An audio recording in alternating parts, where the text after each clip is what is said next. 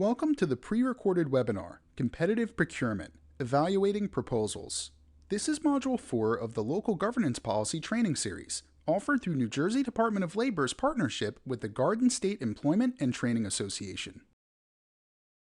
As you can see, there are 5 pre-recorded modules in this training series. We are currently in Module 4, Competitive Procurement, Evaluating Proposals. If you have not had the opportunity to participate in the previous modules of this training series, specifically Module 3A, 3B, and 3C, it is highly recommended that you do so before continuing with this module. As we've discussed before, this training series includes an application guide, or resource that is all about putting policy into practice at the local level. As you go through this training, you will see these icons which indicate a prompt for reflection. You can pause the training and do the prompt, or complete the training and then go through the guide. Alright, let's look at our agenda for today's module. Here is the agenda or main topics for this module. Right now, we are currently in the Welcome and Introduction section. Our main topic is a detailed exploration of the evaluation phase of the competitive procurement process. We'll discuss the importance of scoring here as well as key activities that occur during this phase. Then, we will look at some best practices for evaluating proposals.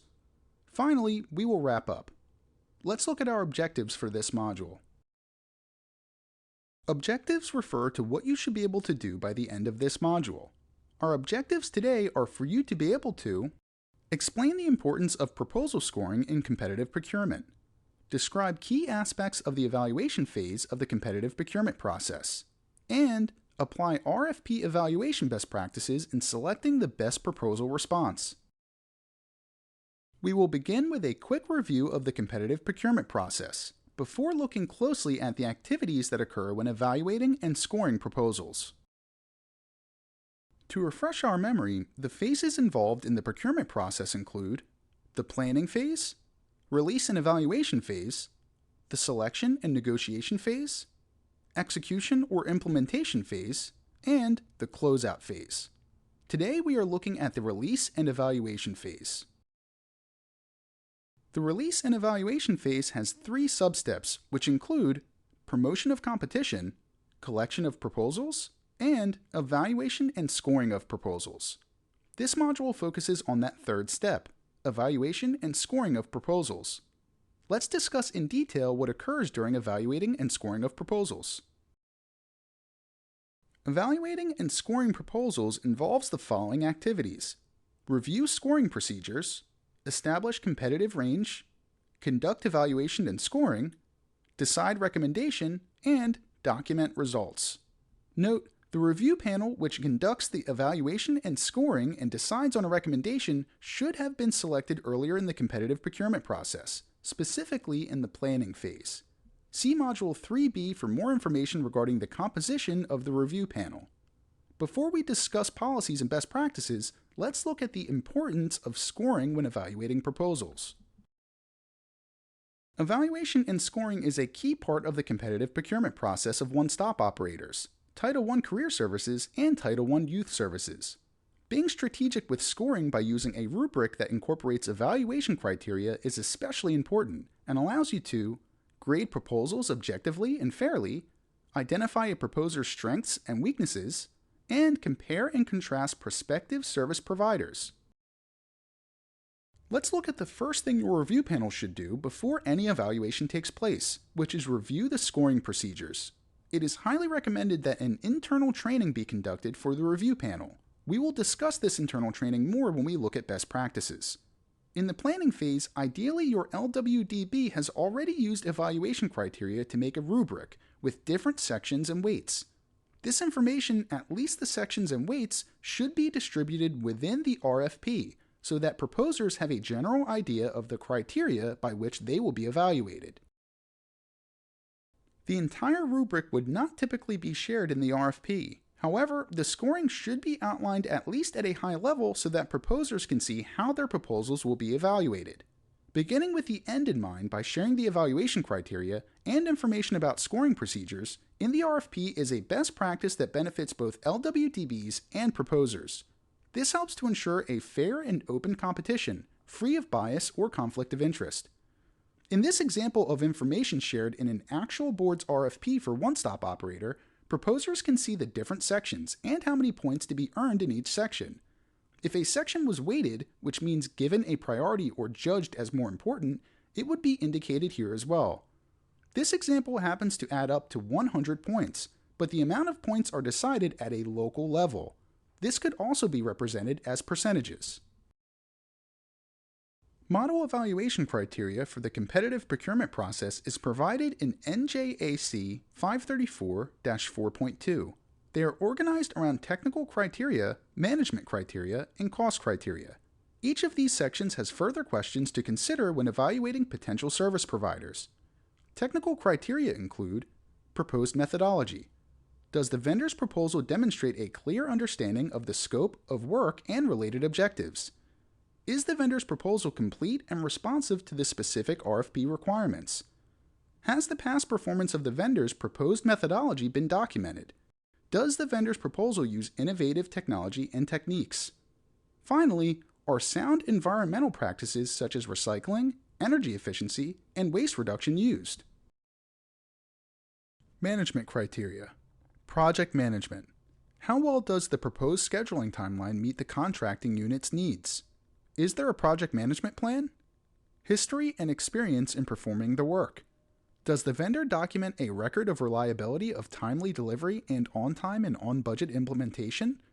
Does the vendor demonstrate a track record of service as evidenced by on-time, on-budget, and contract compliance performance? Does the vendor document industry or program experience? And does the vendor have a record of moral integrity? Management criteria continued. Availability of personnel, facilities, equipment, and other resources. To what extent does the vendor rely on in-house resources versus contracted resources? Are the availability of in-house and contract resources documented? Qualification and experience of personnel. Documentation of experience in performing similar work by employees and, when appropriate, subcontractors.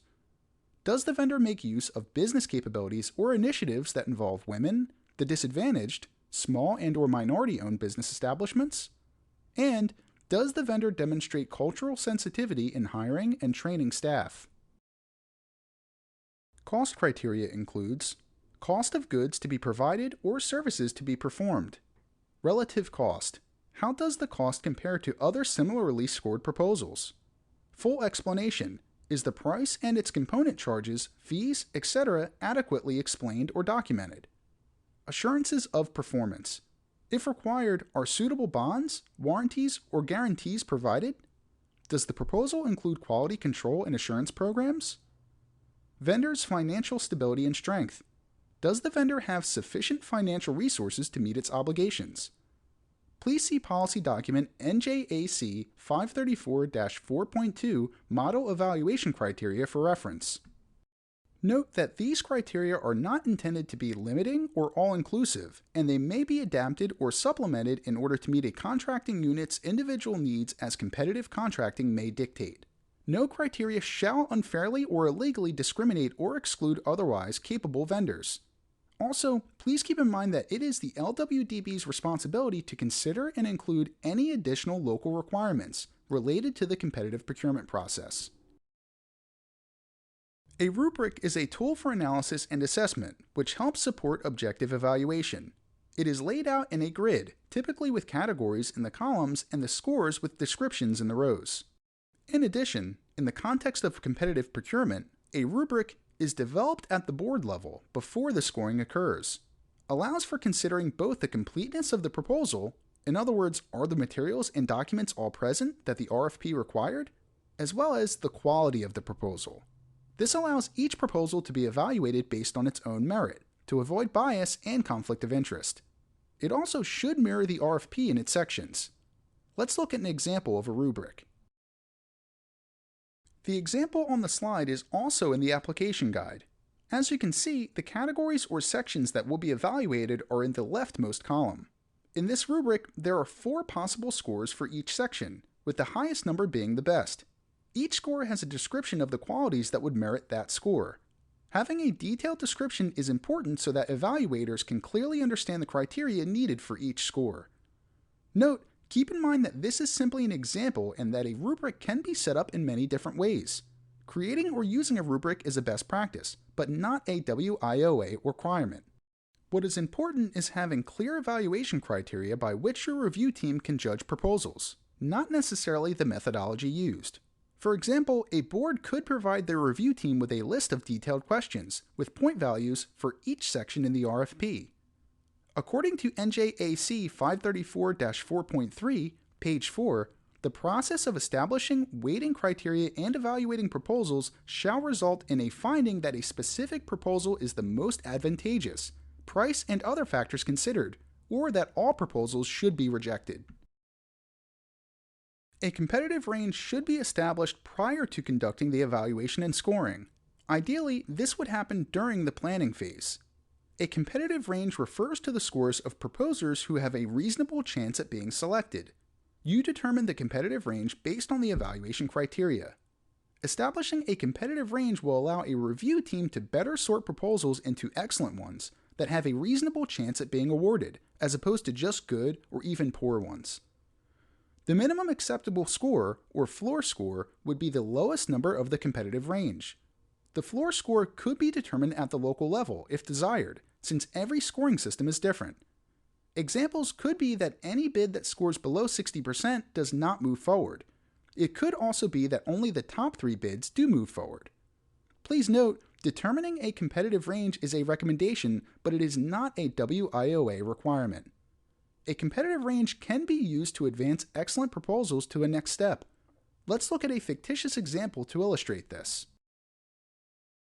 Imagine that a board's process is to first score all proposals, and their next step is to conduct a round of interviews with only those proposals which fall in the competitive range. Now imagine that this board has already determined that a competitive range will be 70 to 100 points. They receive 3 proposals which the review team scores. The scores are 82 for the first proposal, 55 for the second, and 90 for the third. Proposals 1 and 3 are within the competitive range, and both have a reasonable chance at being selected. Therefore, interviews will be conducted with both potential service providers. Ideally, you have already identified the people on your review panel.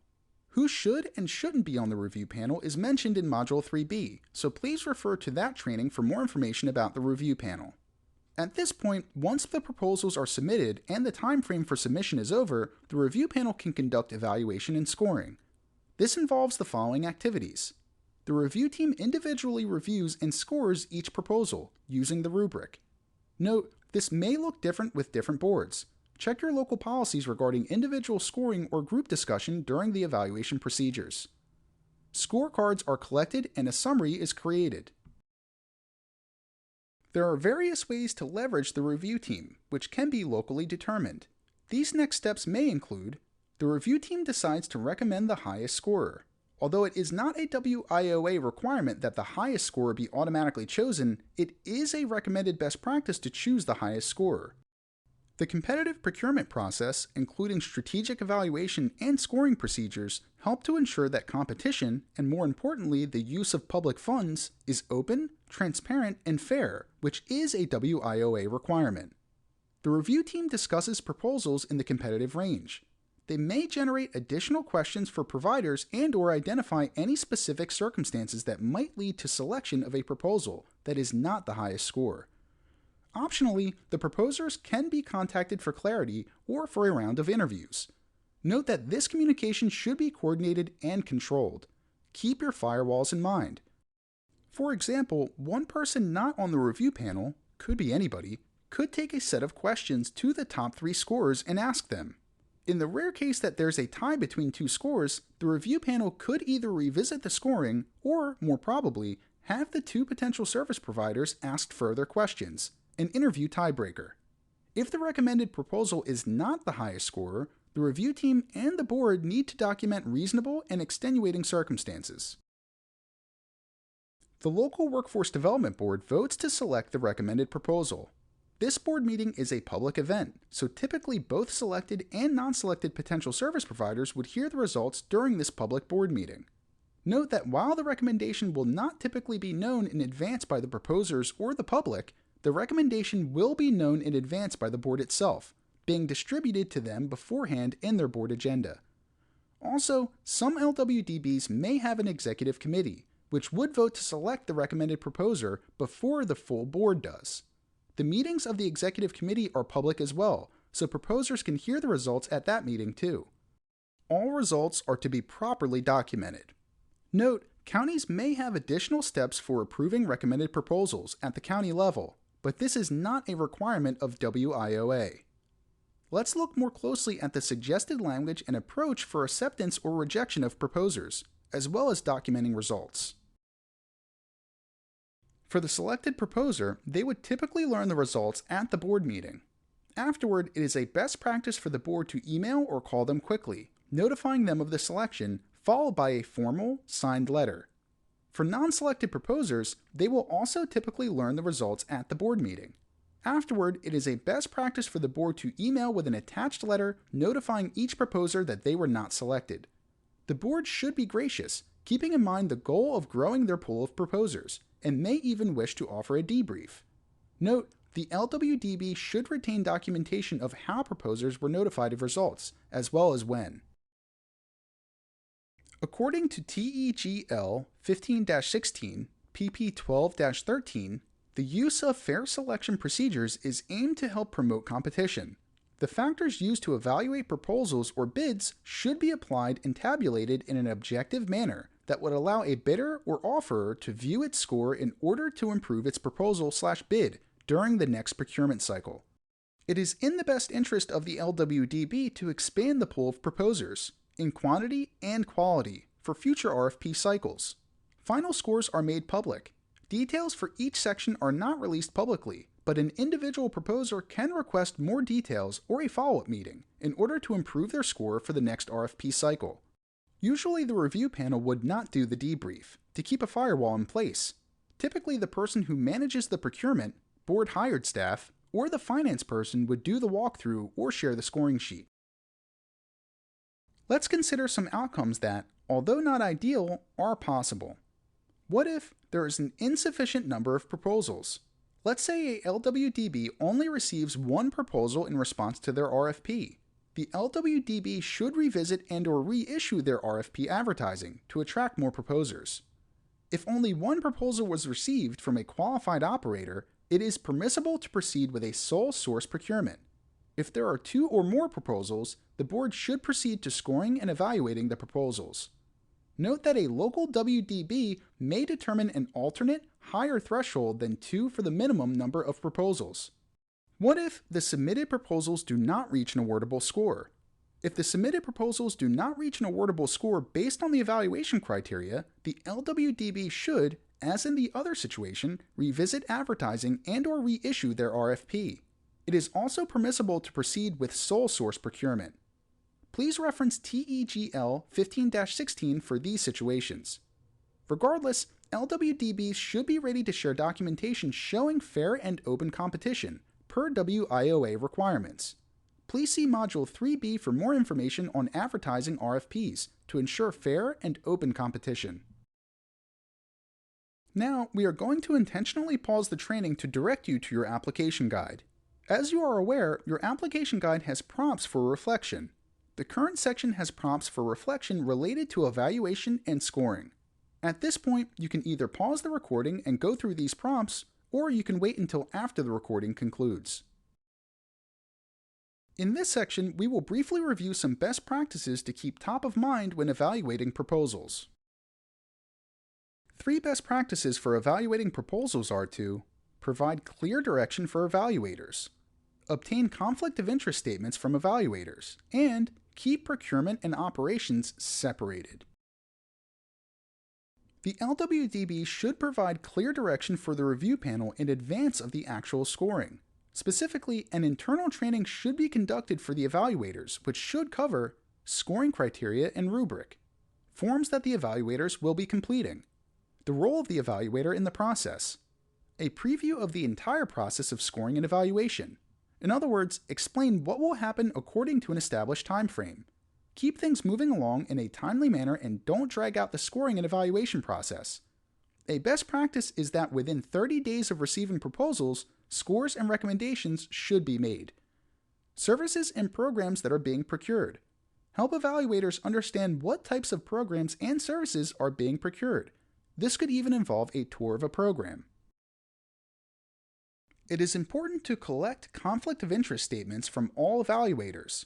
This ensures that the evaluators have examined their own affiliations and financial interests, as well as those of their families, to make sure there are no conflicts of interest. If any conflicts of interest do come to light, this person shall be immediately recused from the review panel. These statements should be signed and dated before evaluation takes place, and retained for documentation and monitoring purposes. For more details, such as the specific New Jersey ethics laws to reference, as well as the official script to put on conflict of interest statements, please see NJAC 534-4.3, Opening and Evaluating Proposals and Awarding Competitive Contracts. Also, in addition to these minimum standards, please reference and review local standards as well. Anyone involved in the RFP process should not have a conflict. If the board feels that they need to have a signed statement to ensure that, they can ask for one. Last but certainly not least, be sure to keep procurement and operations separated. In the context of scoring and evaluation, this means establishing certain firewalls between the review panel and operations. These firewalls include conflict of interest statements, as we mentioned, evaluation based on proposals only. This means that the proposers are evaluated on the proposals and the merit contained therein, not on experience, inside information, emotion, or hearsay. An evaluator should not speak on behalf of or personally recommended one proposer versus another, apart from the proposal and its contents. Keeping evaluation based on proposals only helps to prevent outside influence. Review panel is separated from operations and the public. For example, if the review panel requires more information, then a designated person such as a board-hired staff should reach out to the proposers for further clarification. Also, following the final selection of a proposal, the review panel should not be involved in any scoring debriefs with rejected proposers after the fact. Nor should any of the evaluators feel put on the spotlight or defensive about their scores and notes vis-a-vis the public. Promote transparency. Recall that the purpose of these firewalls and policies around competitive procurement in general is to promote full, open, and transparent procurement, keeping the process fair and equitable for all proposers. Even if an attempted competitive procurement turns into a sole source procurement, it is still a best practice to be as transparent as possible. Keep in mind that the questions and answers from a pre-proposal conference as well as communication between the provider and the board are to be available in the public realm, along with procurement materials such as notices, RFPs, evaluation reports, award recommendations, and awards. After the wrap-up of this module, please refer to your application guide. You will see prompts for reflection about best practices for evaluation and also for a rubric creation guide to assist you in creating a customized rubric. Let's summarize the main topics from today and preview the next module. The main takeaways from today include: evaluating and scoring the proposals involves the following activities: reviewing scoring procedures, establishing a competitive range, conducting evaluation and scoring, deciding on a recommendation, and documenting results. It is helpful to use and maintain a rubric, which incorporates local evaluation criteria and reflects the sections on the RFP. A competitive range may also be used. These scoring procedures are meant to ensure that the evaluation and scoring is fair and objective. Best practices include providing clear direction for evaluators, such as by conducting an internal training prior to evaluation, obtaining a conflict of interest statement from evaluators, and keeping procurement and operations separate by setting up firewalls.